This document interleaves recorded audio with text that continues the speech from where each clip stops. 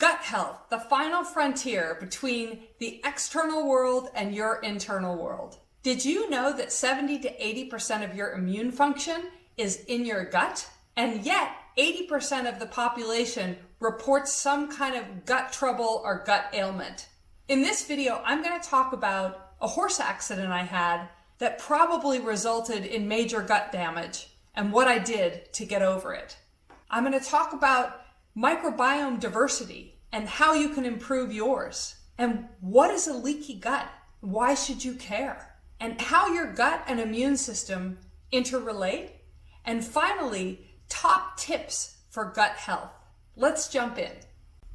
Gut health and microbiome diversity.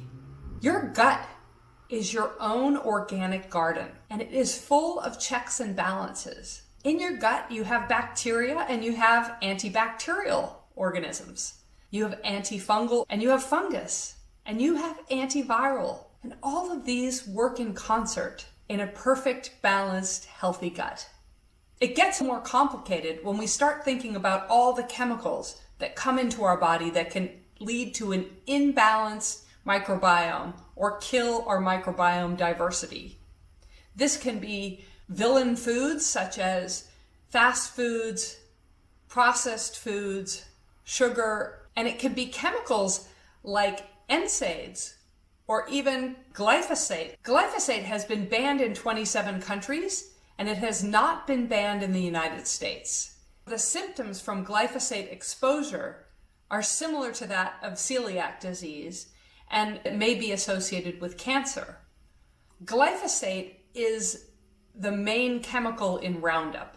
And Roundup used to be used just for weeds.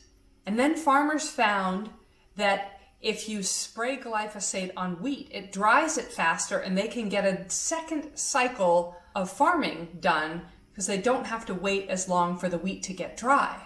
In non-organic wheat, often you and I are eating small amounts of glyphosate. This adds up over time.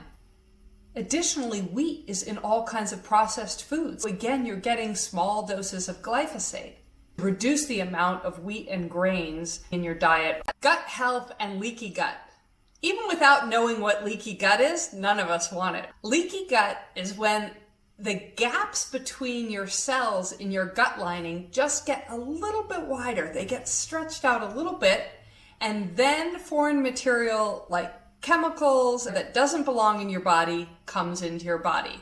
Your gut is the barrier between the external world and the internal world. In a way, it can be thought of as our identity. Our body needs to identify what can cross over that barrier to nourish us and what doesn't belong and needs to get expelled from our body.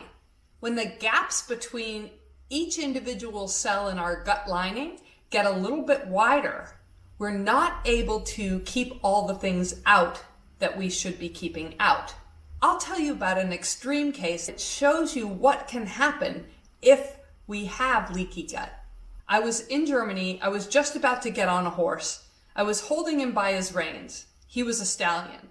He took a look at the horse next to him and decided that it would be much more fun to mate with that horse than it would to go riding with me. As I held his reins, he leapt to the side and dragged me across the stall. His front feet went over the 5-foot barrier and he was crushing me against this wall. I somehow got out from under him and I was quite shaken. There was a part of me that wondered, when he was crushing me, although nothing broke, did anything happen internally? 8 days later, my appendix burst. When it burst, all of the foreign matter that was supposed to be going through my gut and getting expelled went into my body cavity. This resulted in something called sepsis, which is dangerous. And I went into septic shock. I had multiple organs that were not happy, inflammation, a high temperature, and I was on liters of antibiotics. I spent time rehabbing to build back my immune system and to build back my gut. I did this by walking outdoors in forests and eating probiotics and prebiotics. The experience I had, although extreme, is similar to what people are going through when they have leaky gut. These foreign bodies are coming in to your system when they shouldn't be. Chemicals, poisons, etc. And it's because the spaces in your gut are just a little bit too wide, or they've been widened. Why does this happen? It happens through damage to the gut. Do you have leaky gut? Is there even a way to know? And what should you do? It's very hard to diagnose, but considering that 80% of the population reports some kind of gut disturbance, it makes sense to focus on making your gut healthier. Think about it holistically, not only eliminating villain foods and chemicals and eating whole foods, but also calming your system. Going for walks, being in nature, connecting with friends can lead to a healthier gut and less leaky gut. Gut health and your immune system. 70% of your immune system and 80% of your antibodies are located in your gut lining. Just underneath your gut lining is this tissue called GALT, which is gastrointestinal associated lymphatic tissue.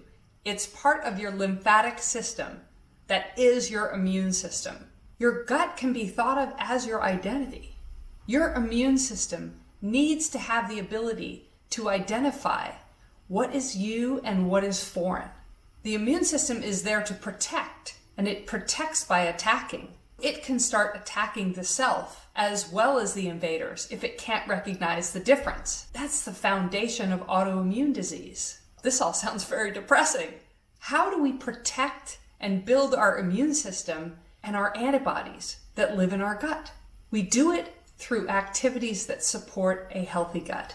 This includes avoiding villain foods and eating whole foods, being mindful of any medications that you take and trying to reduce those as much as possible, trying to reduce any kind of chemical exposure, and it goes as far as connecting with other people, walking in nature, enjoying life. Part of building a strong immune system and focusing on a healthy gut is focusing on your own resilience, your connection with others, and your ability to relax. Gut health is the final frontier. We need diversity in our gut. We need our guts to be healthy, not to let in foreign invaders. What are my top tips for protecting your gut health? First is remove the villains. This can be fast food, junk food, processed food, and definitely sugar. Think about your chemical exposures. Think about the kind of foods that you eat, even non-organic wheat. Chemicals may have been sprayed on it during harvesting. And there's other chemicals such as various over-the-counter and prescription drugs that we take. Think about how that might be affecting your gut and if there are any alternatives. Then focus on whole foods and listening to your body as to which foods are working and which foods are not working for you. Gut health is not all about what we eat and what we put into our mouth. Our mind-gut connection means that our thoughts, our emotions, our stress levels are all affecting our gut health. What you can do is learn to process stress in healthier ways, less comfort foods, and more walks in nature, more connecting with friends, and be mindful about how stress affects you. Celebrate those moments when you're able to process stress in a healthier and healthier way. I hope you enjoyed this video, and I'm curious, what new thing did you learn about microbiome diversity, leaky gut, and your immune system? Are there any changes that you're going to make starting today? I'd love to hear. I hope you like this video. Hit subscribe if you want to see more. And check out my other videos. To join the best conversations on your health, you can find me in these channels on social media.